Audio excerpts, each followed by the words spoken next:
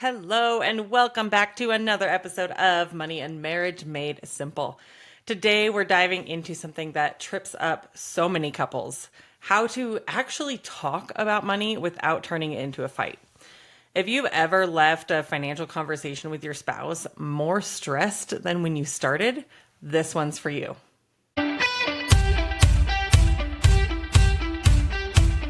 Welcome to Money and Marriage Made Simple, the show for couples who want to get on the same page financially and strengthen their relationship along the way. I'm your host, Tina Bunn, a financial coach and wife who knows what it's like to feel the stress of money in marriage. My husband and I paid off over $50,000 in debt, and it completely transformed our relationship and our lives. Every other week, I'll bring you practical tips, real conversations, and simple strategies to help you take control of your money together, one small step at a time. Let's jump in. All right, have you ever gotten into a blow-up argument with your spouse about money? I have been there. My husband and I, we are arguers. We just are both very stubborn, and we do that. We argue a lot. So when it came to money, there was nonstop arguing. If it ever came up, we would just always fight. Essentially, we avoided talking about money at all times. If we had to, then it was always a fight. So we've come a long way. I'm happy to say we still argue quite a bit, but it's very rarely about money because we've made these changes. Money conversations often turn into fights because money talks are not just about numbers. It's rarely about numbers. There's emotion, there's history, there's fear, there's identity involved. Here's some common reasons that people end up with this conflict when they talk about money. Number one, you've got different upbringings and money stories. Everyone experiences money very different. So we need to recognize and acknowledge that we are different people, and each of us looks at money in different ways and manages money in different ways. Number two, power struggles and control issues. Sometimes one of you is a bit of a control freak. That's me. I'm a total control freak. And the other just lets it happen.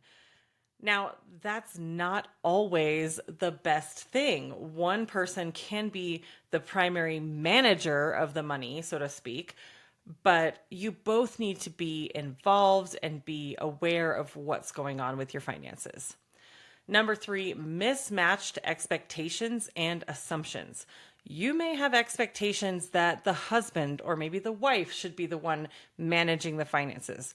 Maybe that's how you grew up and you assume that that's the way it should be. Maybe you assume that your spouse is on the same page with money and how to manage it, when in reality, you are going in completely different directions. It's easy to assume and have different expectations on all of this. And number four, talking logistics about money without acknowledging the emotions.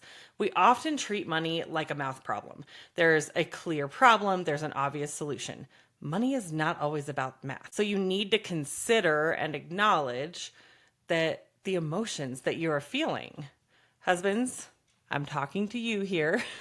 Often it is the man in the relationship who approaches finances very logically. And this isn't all bad as long as you are still acknowledging the emotions involved. Obviously, there are still logistics around money that are important to consider as well. Obviously, yes, sometimes it is about the math, but we still need to acknowledge those emotions and understand where we're coming from with those, and understand where our spouse is coming from as well. The key here to remember, you are not broken if this is hard for you. Most couples were not taught how to do this. Most of us were not taught how to manage finances in general, let alone manage finances with somebody that we're spending our life with, right? And often we are very different people that we are trying to spend our life with. So how do we fix this? What is the first step to making that money conversation calm and productive? First, we need to think about mindset. Your mindset makes a huge difference. So, here's a couple of key points that I want to talk about with mindset and something to really keep in mind as you're approaching these conversations so that you're not getting heated in the moment. You try to keep this at the forefront of your mind. Approach your money as teammates. You are not opponents. You are a team. You are working together with your money. And this should be at the forefront of your mind. We are a team. We are one. Approach this with curiosity, not criticism. So when you're talking, say things like, help me understand this, versus like, why would you do that? The difference there, help me understand. I don't understand this, versus the accusatory, why did you do this? Approach with curiosity with each other. Always assume good intent. Most people don't mishandle money maliciously. It's not like we're going out, I'm just going to spend all the money so that she can't do it and or he can't spend it. I'm going to spend all the money, it's mine. Most often that is not the case. So when you approach these conversations, make sure you are assuming good intent. This is the person you chose to spend the rest of your life with. Chances are they are a good person. It is a good person that you married. So assume good intent when you're approaching this. And remember, you don't need to agree on everything. You don't need to agree. It's okay if you disagree. What you need to do is understand each other. So work to understand. That brings us back to that curiosity. Work to understand and be curious about your spouse's approach to this. Now, when you're approaching these conversations, I like to keep these 4 C's in mind. This is a simple framework that I like to call the 4 C's of constructive money talks. So let's talk about these, and you can think about this as you're planning your money conversation. And again, keep this stuff in the forefront of your mind so that you try to stay calm, which I know is hard. I don't know about you, but I get heated easily. So try to stay calm in these conversations. So the first C is choose the right time. This is essential. I am terrible about pushing off the emotions, pushing down the problem until it just explodes out of me. Usually because I'm stressed, I'm tired, I'm hungry. So choose the time that you're not stressed, you're not hungry. Don't talk about it in the car with screaming kids in the back. That is just going to elevate the emotion to start with. And you're not going to have a calm, sensible money conversation if you're in that situation.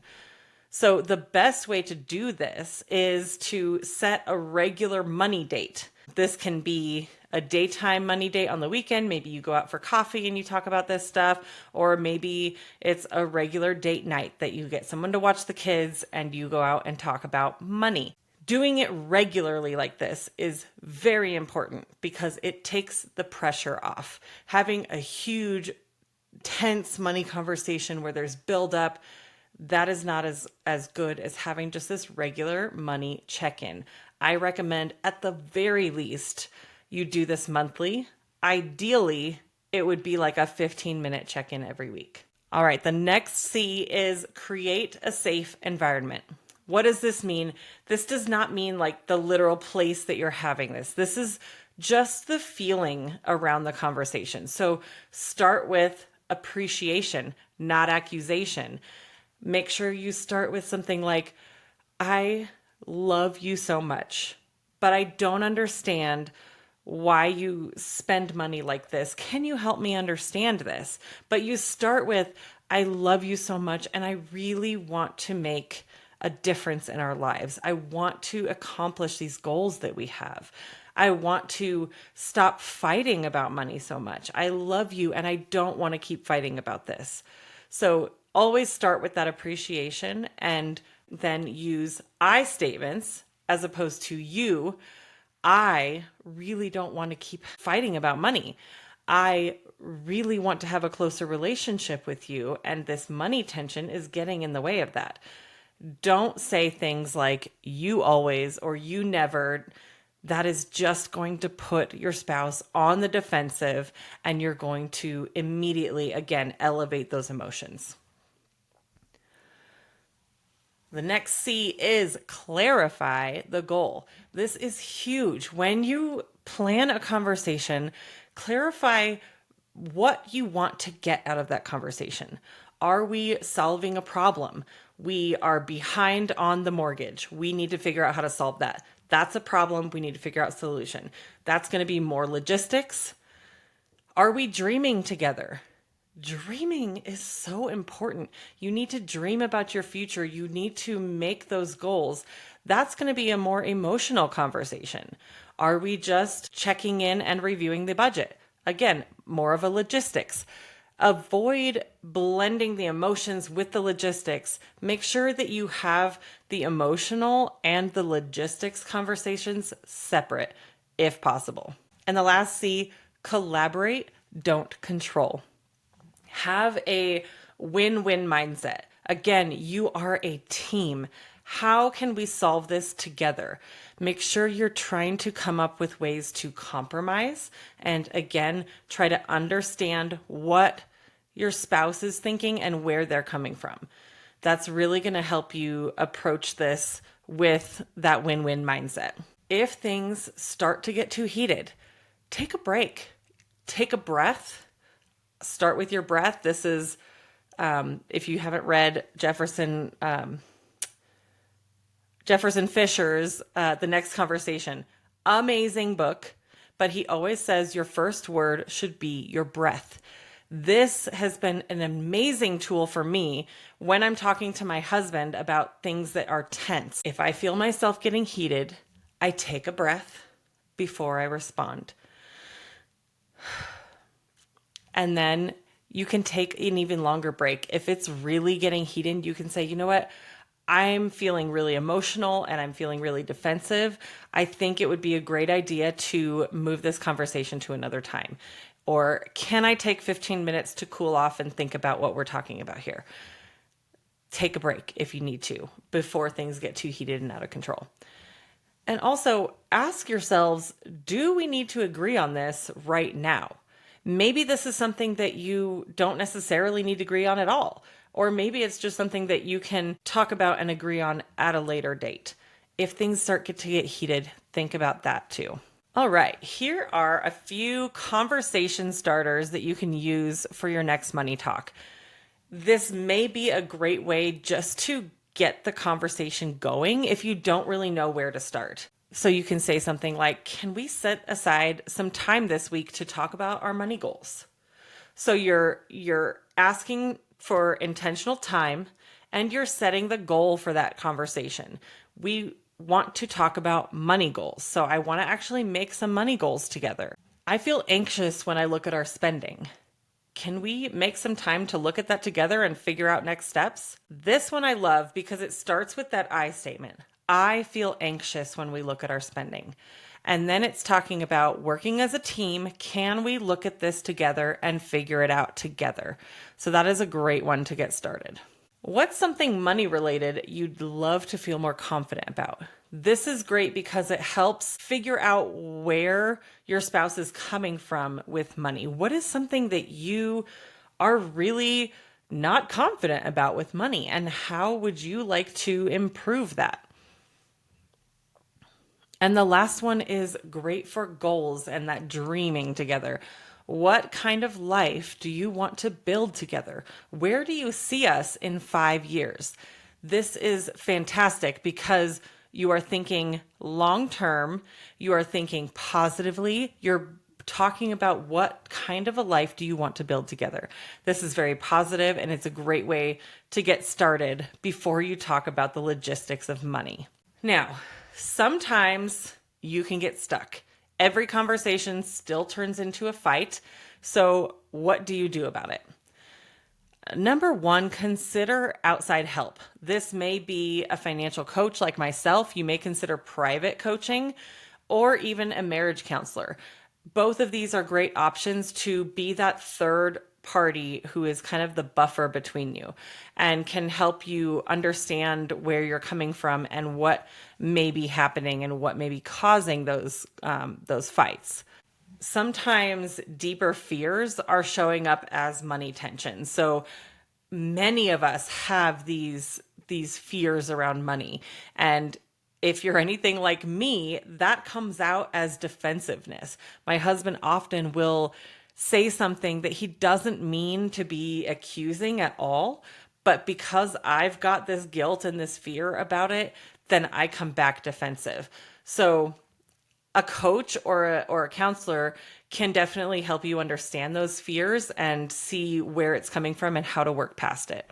Progress starts with just one calm conversation.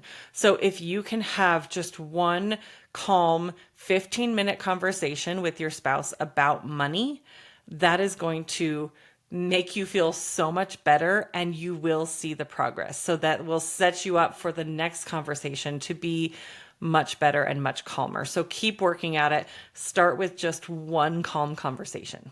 All right, let's recap a few key points from today's episode. Number one, most money fights aren't really about money. It is emotional. Money is always, always emotional. So it's not really about the money. It's about the emotions involved. Make a mindset shift together. Remember, you are a team. Always come with curiosity and work to understand each other. Use the 4 C's to start your first calm conversation. That is, choose the right time, create a safe environment, and clarify the goal. And then collaborate, don't control. And start small. Schedule just a 15-minute money chat this week using one of those money conversation starters that I gave you. That will be a great way to get started with that calm conversation, and so you can see that progress right away. I do have a free download that can help you get started. It's called the Essential Money Checklist for Couples. So this will give you a great blueprint to make your next money conversation a success. It will give you all of the different checklist items so that you are very prepared and ready to have that calm conversation. If you learned something on this episode, I would be eternally grateful if you would follow and share the show. Again, these are just my first few episodes, so any follow and share is going to help tremendously. So think about, what is one money conversation you and your spouse can have this week using today's tips? I would love to see a DM from you with the answer to this question. So you can DM me on Instagram at Finances Without Fear. Next time, we are getting practical with combining finances. Should we or shouldn't we? This is a big question for a lot of couples, so we are going to dig into that, and you do not want to miss it. I hope to see you there. Thanks for joining me today on Money and Marriage Made Simple.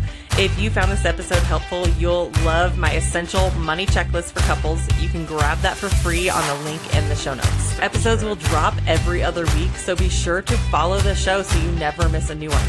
For more tips and encouragement between episodes, come hang out with me on Instagram at Finances Without Fear. I'm cheering you on as you simplify your money and strengthen your marriage, one small step at a time.